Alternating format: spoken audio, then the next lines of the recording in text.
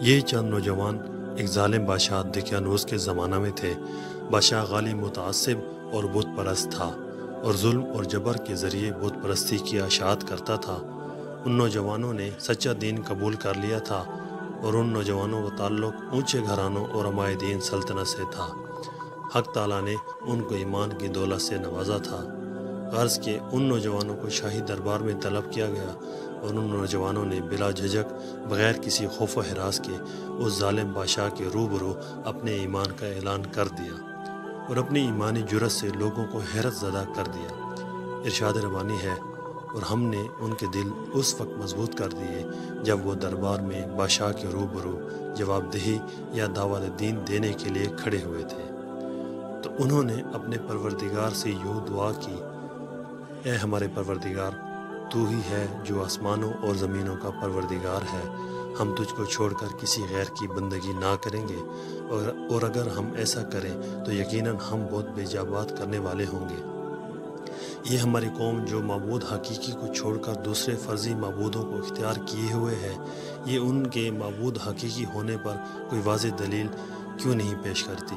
لہٰذا اس سے بڑا ظالم کوئی ہو ہی نہیں سکتا جو اللہ پر بہتان باندھے۔ نوجوانوں کی یہ بات سن کر بادشاہ کو ان کی نوجوانوں پر کچھ رحم آیا اور کچھ دیگر مشاغل مانے ہوئے، اور سب سے اہم بات یہ کہ وہ عمائدین سلطنت اور بڑے گھرانوں کے چشم و چراغ تھے، اس لیے یک لخت ان پر ہاتھ ڈالنا مصلحت کے خلاف تھا۔ اس لیے ان کو چند روز کی مہلت دے دی تاکہ وہ اپنے معاملہ میں غور کر لیں۔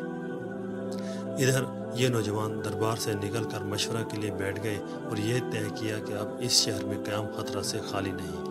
مناسب یہ ہے کہ کسی قریبی غار میں روپوش ہو جائیں اور واپسی کے لیے کسی مناسب وقت کا انتظار کریں۔ اصحاب کہف جب اپنی قوم سے جدا ہوئے اور یہ ان لوگوں کو چھوڑ کر بالکل علیحدہ ہو گئے تو آپس میں کہنے لگے کہ تم نے اپنی قوم کو چھوڑا، ان کے باطل معبودوں سے گریز کیا، اور یہ معلوم ہے کہ دوبارہ انہی میں واپس ہونے اور اپنے گھروں کو لوٹنے میں خیر نہیں ہے، کیونکہ وہ لوگ پھر اپنا دین اختیار کرنے پر مجبور کریں گے۔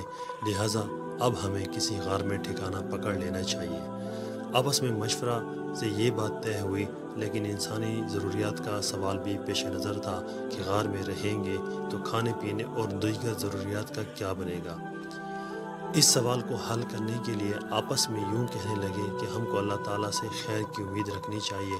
انشاءاللہ تعالیٰ ہم پر اللہ تعالیٰ کا فضل ہوگا اور وہ ہم پر اپنی رحمت پھیلا دے گا، اور جس مقصد خیر یعنی اللہ تعالیٰ کی طرف سے پوری طرح متوجہ ہونے کے لیے نکلے ہیں، اس کے لیے آسانیاں پیدا فرما دے گا۔ باہمی مشورہ سے غار میں جانا طے ہوا اور اللہ تعالیٰ سے خیر کی امید باندھ لی اور غار میں داخل ہو گئے۔ غار میں داخل ہونے کے بعد ان پر نیند کا غلبہ ہو گیا اور وہ سو گئے۔ اصحاب کہف کی تعداد کے بارے میں روایات ہیں کہ ان کی تعداد 3، 5 یا 7 تھی، اور ان کے ساتھ ایک کتا بھی تھا۔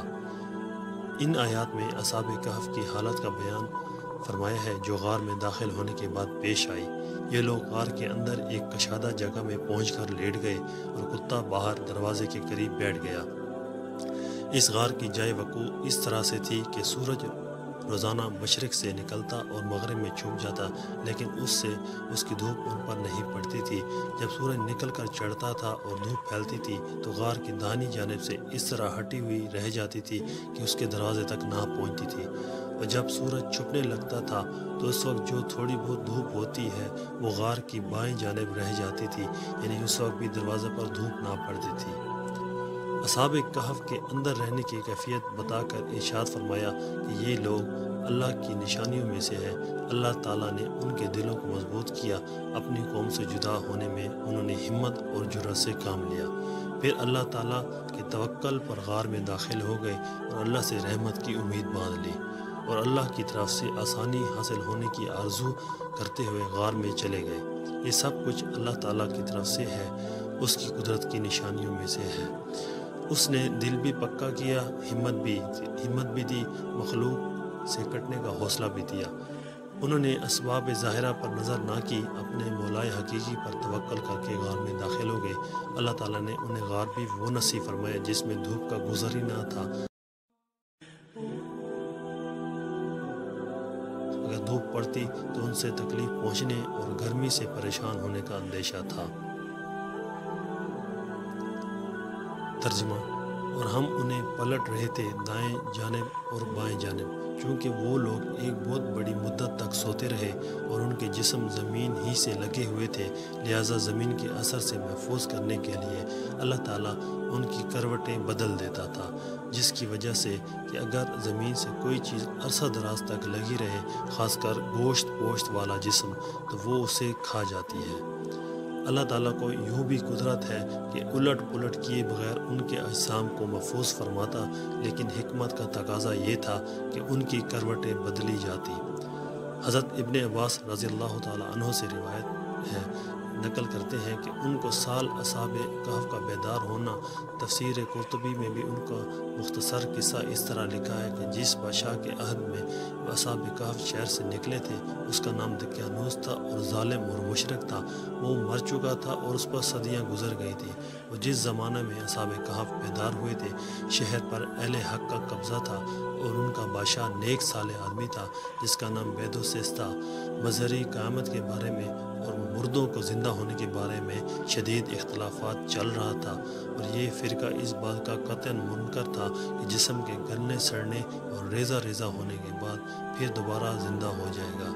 بادشاہ ان گمراہ لوگوں کے بارے میں بہت فکر مند تھا کہ کس طرح ان کے شکوک و شبہات دور کیے جائیں۔ جب کوئی تدبیر کارگر نہ ہوئی تو اس نے ٹاٹ کے کپڑے پہن کر راکھ کے ڈھیر پر بیٹھ کر اللہ تعالیٰ سے عاجزی کے ساتھ التجا کی کہ خدایا، آپ ہی کوئی ایسی صورت پیدا فرما دیں کہ ان لوگوں کا حق عقیدہ درست ہو جائے اور یہ راہ راست پر آ جائے۔ اللہ تعالیٰ نے بادشاہ کی دعا کو شرف قبولیت بخشا اور اس کی صورت یہ ہوئی کہ اصحاب کہف بیدار ہوئے۔ بیدار ہونے کے بعد ان میں یہ بحث چھڑ گئی کہ ہم کتنی مدت سوئے ہیں۔ کوئی کہتا تھا کہ 1 دن سوئے ہوں گے، دوسرا کہنا کہ 1 دن سے بھی کم سوئے ہوں گے۔ بحث نے جب طول پکڑا تو ان میں سے ایک شخص نے کہا، اس فضول بحث کو چھوڑو اور کام کی بات کرو، بھوک لگ رہی ہے لہٰذا کچھ کھانے پینے کی بات کرو۔ چنانچہ ان میں سے اپنے ایک شخص کو، جس کا نام تملیخہ بتایا جاتا ہے، بازار میں کھانا لانے کے لیے بھیج دیا اور یہ تاکید کر دی کہ ہوشیاری اور بیدار مغزی سے کام لے اور یہ کسی کو ہماری خبر نہ ہونے دے، اور اس بات کا بھی خیال رکھے کہ کھانا حلال اور پاکیزہ ہو، اس لیے کہ اہل شر کی اکثریت بت پرستوں کی ہے، ایسا نہ ہو کہ غیر شرعی طور پر ذبح کیا ہوا۔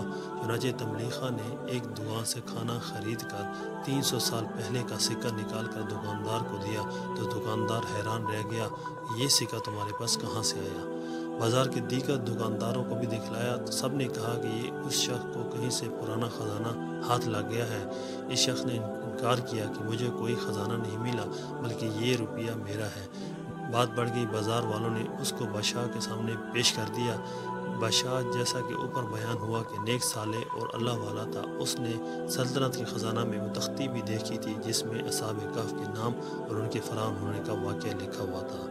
بادشاہ نے اس تختی کی روشنی میں حالات کی تحقیق کی تو اس کو اطمینان ہو گیا کہ انہی لوگوں میں سے ہے۔ بادشاہ نے کہا، میں تو اللہ تعالیٰ سے دعا کرتا تھا کہ مجھے لوگوں سے ملا دے جو دقیانوس کے زمانہ میں تھے اور جو اپنا ایمان بچا کر بھاگے تھے۔ بادشاہ اس سے بہت خوش ہوا اور کہا، شاید اللہ تعالیٰ نے میری دعا قبول فرما لی۔ اس شخص سے کہا کہ ہم کو اس غار پر لے چلو جہاں سے تم آئے ہو۔ بادشاہ ایک بہت بڑے مجمع کے ساتھ غار پر پہنچا۔ جب غار قریب آیا تو تملیخہ نے کہا کہ آپ ذرا ٹھہریں، میں جا کر اپنے ساتھیوں کو حقیقت حال سے باخبر کر دوں تاکہ وہ گھبرا نہ جائیں۔ اس کے بعد روایات میں اختلاف ہے۔ ایک روایت میں ہے جب تملیخہ نے غار میں جا کر ساتھیوں کو تمام حالات سنائے کہ اب بادشاہ مسلمان ہے اور قوم بھی مسلمان ہے، وہ سب ملاقات کے لیے آئے ہیں۔ اصحاب کہف اس خبر سے بہت خوش ہوئے اور بادشاہ کا استقبال بھی کیا، پھر اپنے غار میں چلے گئے۔ اکثر روایات میں یہ ہے کہ جس وقت اس ساتھی نے غار میں پہنچ کر باقی حضرات کو پورا واقعہ سنایا، اس وقت سب کی وفات ہو گئی، بادشاہ سے ملاقات نہ ہو سکی۔ ایک روایت میں یہ بھی ہے کہ ملاقات کے بعد اصحاب کہف نے بادشاہ اور اہل شہر سے کہا، اب ہم آپ سے رخصت چاہتے ہیں، اور غار کے اندر چلے گئے۔